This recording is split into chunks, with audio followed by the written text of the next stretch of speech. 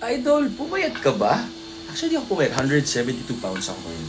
Dati 170. So, hindi ko alam saan napunta. O bloated ba? Or kung ano man. Or sa muscles. Kasi ganoon pa rin yung performance ko eh. Di ko talaga alam.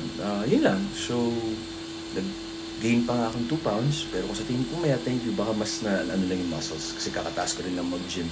Usually, nag-video ko after cardio. So, to yung muscles. Walang glycogen stores. Walang carbs sa loob ng muscles. Ngayon, kakatas ko lang mag-workout. So, pump na pump talaga, di ba? So, yun lang.